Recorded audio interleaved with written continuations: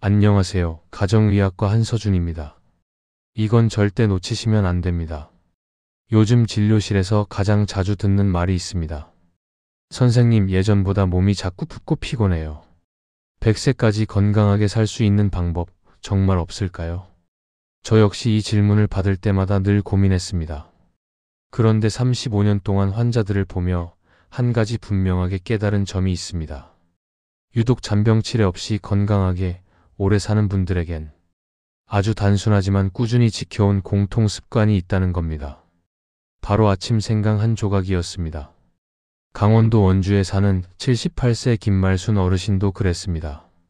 무릎 통증과 고혈압 때문에 숨차고 피곤해하던 분이었는데 아침마다 생강 한 조각을 한 달간 드신 뒤로 통증이 줄고 염증 수치가 눈에 띄게 떨어졌습니다.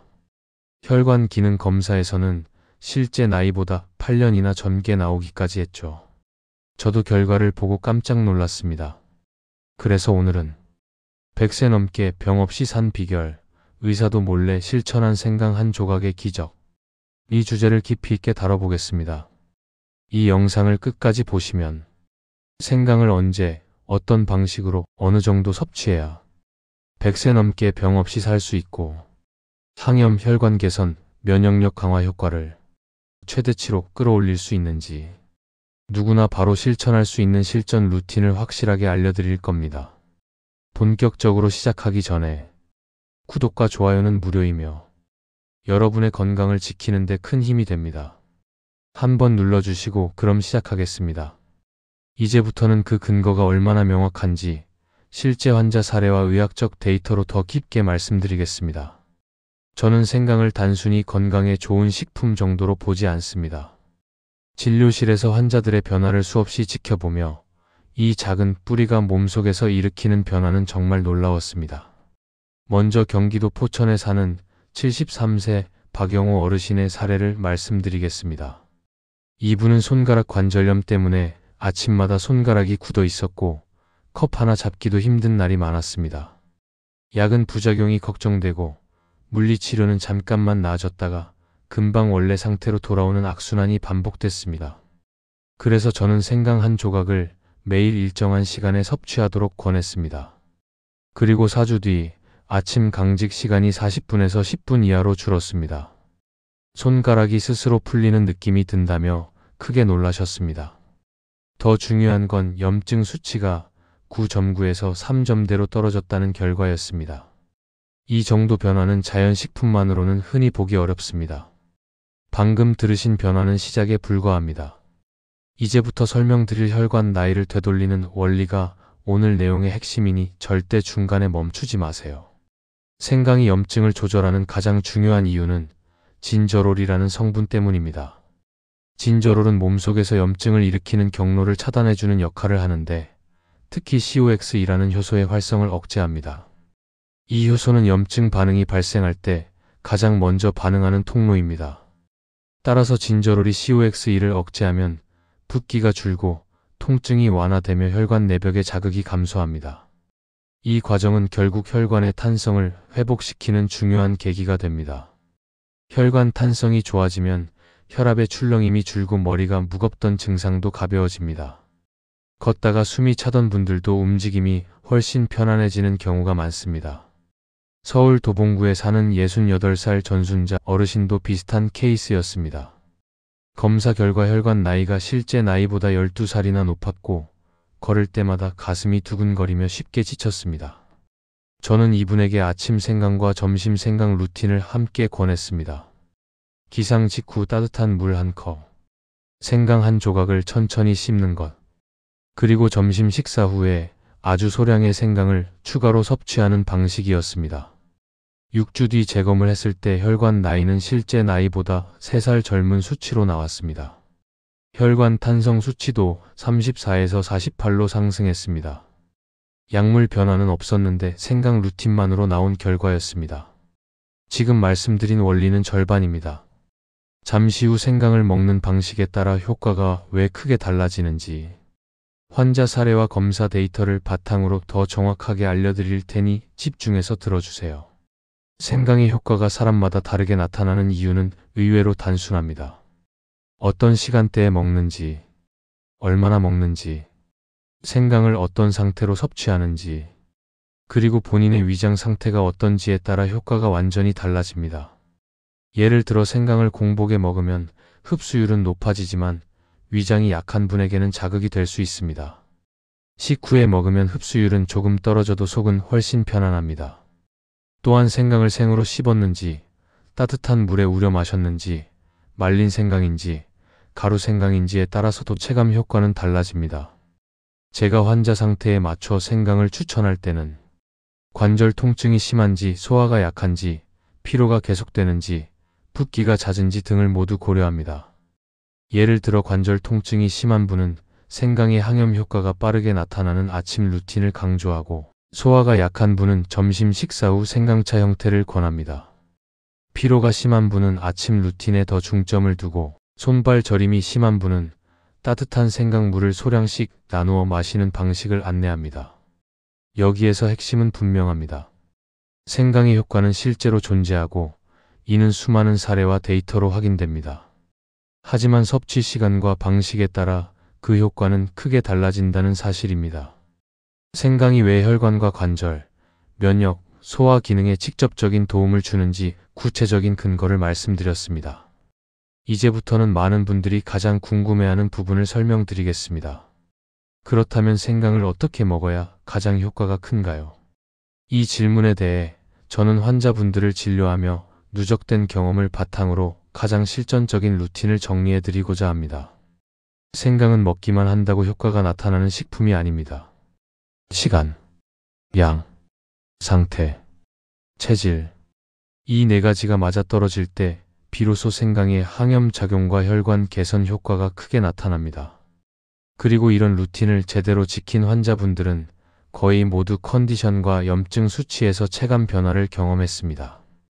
경북 구미에 사는 74세 이정학 어르신도 비슷한 경험을 하셨습니다. 평소에는 조금만 걸어도 숨이 차고 다리가 묵직하다고 하셨는데 아침 생강 루틴을 시작한 뒤 3주 만에 놀라운 변화가 있었습니다.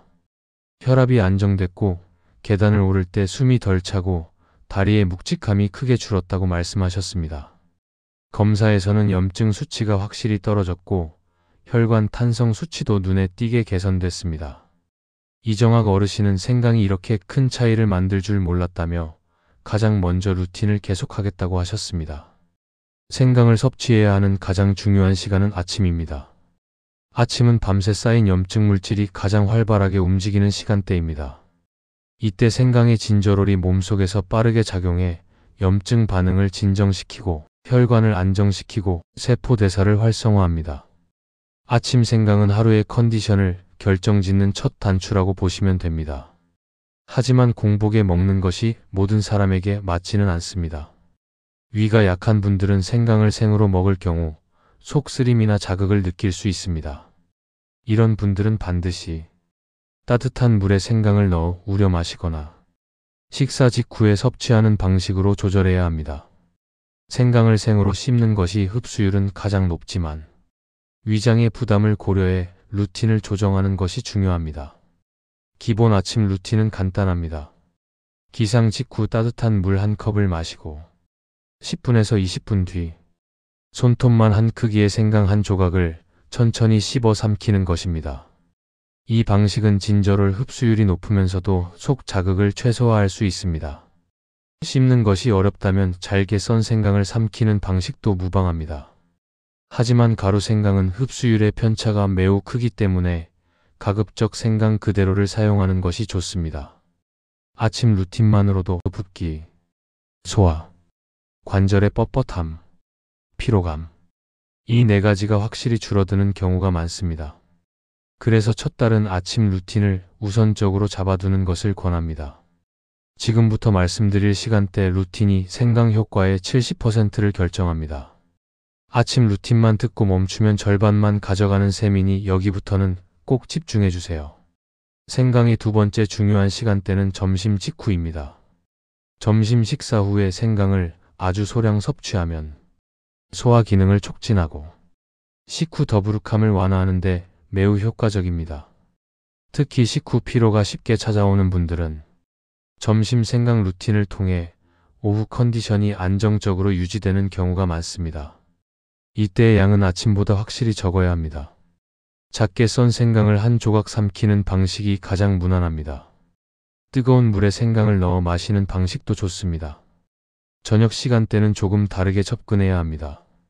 생강은 대사를 활성화시키는 작용이 있기 때문에 늦은 시간에 과량을 섭취하면 잠이 예민한 분들은 수면이 얕아질 수 있습니다. 다만 부종이 심한 분, 손발 저림이 밤에 반복되는 분, 이런 경우에는 생강을 물에 살짝 우려서 한두 모금 정도 마시는 것은 도움이 됩니다. 자극 없이 혈액순환을 도와주는 수준이기 때문에 부담도 적습니다. 생강이 상태에 따라서 효과가 달라질 수도 있습니다. 생으로 먹으면 항염 성분이 가장 빠르게 작용합니다. 데친 생강은 위가 약한 분에게 적합합니다. 말린 생강은 위장을 따뜻하게 해주는 작용이 강합니다. 생강 가루는 편리하지만 효과가 일정하지 않아 추천하지 않습니다. 대부분의 환자분들에게 가장 균형 잡힌 방식은 잘게 썬 생강을 따뜻한 물과 함께 섭취하는 방법이었습니다. 특히 고혈압이 있는 분, 관절염이 있는 분, 어지럼증과 손저림을 함께 호소하는 분들에게는 아침 생강 한 조각과 점심 생강차 조합이 가장 꾸준한 효과를 보여줬습니다. 반대로 위가 약해 자주 쓰리는 분들은 점심 루틴만 유지해도 충분히 변화를 느끼는 경우가 많았습니다. 지금 말씀드린 내용은 기본 루틴입니다. 잠시 뒤 결론에서 가장 안전하고 가장 정확한 최종 생강 루틴을 정리해 드릴 테니 꼭 끝까지 들으셔야 합니다. 생강 섭취에서 가장 많이 실수하는 부분도 짚어야 합니다. 많이 먹는다고 더 좋은 것이 아닙니다. 생강은 적절한 양을 꾸준히 먹는 것이 핵심입니다. 또한 이틀 먹고 사흘 쉬고 다시 먹는 방식은 효과가 거의 나타나지 않습니다. 생강의 항염 효과는 누적형이기 때문에 짧게는 2주, 길게는 4주 이상 루틴을 유지해야 몸의 변화가 나타납니다. 여기에서 메시지는 단순합니다. 생강의 효과는 얼마나 먹느냐가 아니라 어떻게 먹고 언제 먹느냐가 결정합니다. 아침 루틴을 중심으로 점심과 저녁을 조절하는 것만으로도 염증, 혈관, 소화, 관절, 면역, 이 모든 영역에서 체감 변화를 기대할 수 있습니다. 지금까지 살펴본 내용들을 하나로 모아보면 생강 한 조각이 가진 힘이 결코 단순하지 않다는 점을 다시 확인하게 됩니다. 우리가 나이가 들면서 자연스럽게 겪는다고 생각해온 여러 가지 문제들, 아침에 몸이 무거워지는 느낌, 평소보다 쉽게 붓고 피곤해지는 몸, 식후의 더부룩함이나 잦은 소화 트러블, 그리고 일상 속에서 반복되는 관절의 뻣뻣함까지, 이 모든 변화의 바탕에는 조용히 쌓여가는 만성 염증이 있습니다. 생강은 이런 만성 염증을 완화하는데 매우 특화된 식품입니다. 진저롤과 쇼가올 같은 성분이 염증 경로를 차단하고 혈관 내벽의 부담을 덜어주며 세포 스트레스를 줄이는 방향으로 작용합니다. 그래서 작은 양이라도 꾸준히 섭취하면 혈관의 탄성이 회복되고 아침 피로가 줄고 관절의 뻣뻣함이 완화되는 체감 변화가 나타납니다. 생강의 효과는 특별한 체질의 사람에게만 나타나는 것이 아닙니다. 비슷한 루틴을 일정 기간 유지한 환자분들은 거의 모두 혈관 나이가 개선되고 부담되던 소화가 편안해지고 아침에 컨디션이 안정되는 경험을 했습니다. 이는 생강이 단순한 건강식품을 넘어 우리 몸의 기초적 회복 시스템을 자극하는 자연적 작용을 하고 있다는 뜻입니다. 아침에 먹는 생강은 특히 의미가 큽니다. 밤 동안 축적된 염증 물질이 활동을 시작하는 시간대이기 때문에 생강의 항염 효과가 가장 효율적으로 작용합니다. 기상 후 따뜻한 물 한 컵, 그리고 10분에서 20분 뒤 생강 한 조각. 이 간단한 루틴만으로도 몸의 첫 단추가 부드럽게 맞춰지고 하루 전체의 흐름이 안정되는 경우가 많습니다. 점심 이후의 루틴도 중요한 의미를 갖고 있습니다. 식사 직후의 소량 섭취는 소화를 돕고 식후 졸림과 더부룩함을 현저히 줄여줍니다. 이 시점에 생강은 속을 부담시키지 않으면서도 대사 흐름을 부드럽게 조절합니다. 저녁에는 생강의 양을 줄이거나 물에 약하게 우려낸 정도로 조절하는 것이 좋습니다. 생강은 대사 활성 작용이 있기 때문에 늦은 밤에 지나치게 섭취하면 수면이 얕아질 수 있기 때문입니다. 그러나 저녁 부종이나 손발 저림이 심한 분들은 약하게 우린 생강물로 혈액순환을 완만하게 돕는 것이 좋습니다. 생강이 상태도 효과에 큰 차이를 만들어냅니다. 생으로 먹으면 항염작용이 가장 빠르게 나타나고 데친 생강이나 생강차는 위장이 약한 분에게 적합합니다. 경기도 안양에 사는 69세 박정숙 어르신은 위가 약해서 생강을 그대로 씹어 먹지 못했습니다. 그래서 제가 알려드린 대로 진하게 우린 생강차로만 섭취했는데 2주가 지나면서 속쓰림이 줄고 식후 더부룩함이 거의 사라졌습니다. 무엇보다 밤마다 반복되던 다리 저림이 크게 완화되면서 잠을 다시 찾았다고 표현하실 정도로 몸 상태가 좋아졌습니다. 박정숙 어르신 사례처럼 체질에 맞게 방식을 조절해도 충분히 효과가 나타납니다. 말린 생강은 위장을 따뜻하게 하는 데 도움이 되고 가루 생강은 편하지만 흡수율의 편차가 크기 때문에 신중한 사용이 필요합니다. 결국 생강의 진짜 힘은 많이 먹는 데서 나타나는 것이 아니라 작은 양을 꾸준히 체질에 맞게 올바른 시간대에 섭취할 때 가장 크게 나타납니다. 이 원리는 환자들의 변화를 통해 반복적으로 확인해온 부분이며 정확한 루틴만 지켜도 몸은 생각보다 빠르게 변화하기 시작합니다. 오늘 생강 한 조각에 담긴 이야기를 길게 전해드렸습니다. 저는 이 내용을 단순한 정보 전달이 아니라 여러분의 몸과 삶이 실제로 변화할 수 있는 하나의 출발점이라고 생각합니다. 이 작은 주제 하나를 가지고 이렇게 많은 시간을 들인 이유는 제 경험 속에서 생강이라는 식품이 가진 힘을 너무 많이 너무 뚜렷하게 보아왔기 때문입니다. 저는 35년 동안 진료실에서 환자분들을 마주했습니다. 그 중에는 평생 잔병 치레 없이 건강하게 지내신 분도 계셨고 반대로 작은 증상이 쌓여 큰 병으로 이어진 분도 계셨습니다. 환자분들이 제게 가장 많이 하신 말 중 하나가 있습니다. 선생님, 제가 뭘 잘못하고 있었던 걸까요? 사실 대부분 잘못한 것이 아닙니다. 단지 몸이 보내는 작은 신호를 놓쳤을 뿐입니다. 제가 오늘 전한 생강 루틴도 바로 그 작은 신호를 바꾸는 시작입니다. 저는 이 부분에서 솔직하게 생색을 조금 내고 싶습니다. 생강 루틴을 강조하기 시작한 지는 오래됐지만 그동안 환자분들의 검사 수치와 신체 변화를 꾸준히 기록해오며 생강이 가진 항염혈관 안정 효과가 얼마나 분명한지, 어떤 방식으로 먹을 때 가장 강해지는지, 누구에게 어떤 루틴이 맞는지 수백 명의 사례를 통해 확인해 왔습니다. 그렇기 때문에 오늘 이 자리에서 여러분께 이건 분명 효과가 있다라고 자신 있게 말씀드릴 수 있는 겁니다. 근거 없이 이야기하는 것이 아니라 실제 의료 현장에서 출발한 정보라는 점을 제가 직접 책임지고 말씀드릴 수 있습니다. 그러나 그 누구보다도 잘 알고 있는 한 가지 사실이 있습니다. 지식을 안다고 몸이 바뀌지는 않습니다. 몸을 바꾸는 건 언제나 실천입니다. 그래서 저는 지금부터 여러분께 진심으로 독려해드리고 싶습니다. 건강을 되찾는데 나이는 조건이 아닙니다. 나는 늦었어. 이제 뭘 해도 의미 없겠지. 이런 생각이 건강을 늦추는 가장 큰 장애물입니다.